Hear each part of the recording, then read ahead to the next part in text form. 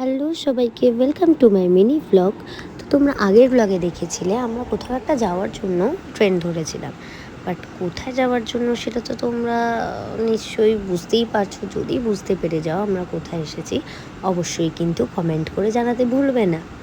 হ্যাঁ, আমরা চলে এসেছি। এতক্ষণ তোমরা বুঝে গেছো কোথায় এসেছি। হ্যাঁ, আমরা এসেছি দাদা বৌদির বিরিয়ানি খেতে। বাট এই বৃষ্টির মধ্যে বাইরে এত বড় লাইন দেখে আমার তো মাথাটা গরম হয়ে গেছিলো জাস্ট। আর এখানে তৃষ্ণা আমাকে বোঝানোর চেষ্টা করছিল যে দিদি আমি তোমার জন্য ঠিক কতটা লাকি, দেখো সব জায়গায় ফাঁকা। বাট আমি ওকে বলেছিলাম এটা কি ফাঁকা?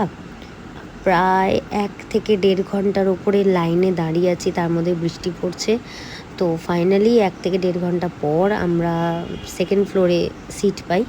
বাট সেখানে গিয়েও আমাদের 15-20 মিনিট ওয়েট করতে হয়। তো লাস্টলি ফাইনালি আমি জায়গা পেয়েছি। আর এত খিদে পেয়ে গেছিলো, মাথাটা জাস্ট গরম হয়ে যাচ্ছিলো আমার। তো আর কিন্তু একটা জিনিস কি, এই অ্যাম্বিয়েন্সটা দেখার পরে খিদেতে একটু হলেও মরে গেছিলো, কিন্তু ভীষণই সুন্দর ছিল উপরের অ্যাম্বিয়েন্সটা। আর দেখো ওটা সেই বিখ্যাত দাদা বৌদির লোগো। তো যাই হোক, তারপরে আমাদের ডায়মন্ড ফিশ ফ্রাই চলে আসে। ফিশ ফ্রাইটা কিন্তু সত্যি খুব ভালো খেতে ছিল। দেখো এখানে তৃষ্ণার রিয়াকশান দেখেই বুঝতে পারবে ওর ঠিক কতটা ভালো লেগেছে। আর তারপরে আমার রিয়াকশান দেখেও তোমরা বুঝতে পারবে সত্যি ভীষণ ভালো ছিল কিন্তু ফিশ ফ্রাইটা। তো তারপর নিয়েছিলাম মাটন বিরিয়ানি। মাটন বিরিয়ানিটাও ভীষণই ভালো ছিল, কিন্তু মানে এটা প্রথমে ভেবেছিলাম হয়তো লুকসটা দেখে। বাট তারপরে যখনই আমি মাটন বিরিয়ানিটা টেস্ট করলাম, একটু ফু দিয়ে খাচ্ছিলাম, প্রচণ্ড গরম ছিল। তো মানে আমার ওই মানে ওকে ওকে লেগেছে, ঠিকঠাক ওই আর কি ঠিকঠাক। যাই হোক, তারপরে তৃষ্ণার কথায় আমি ফিরনিটা নিই।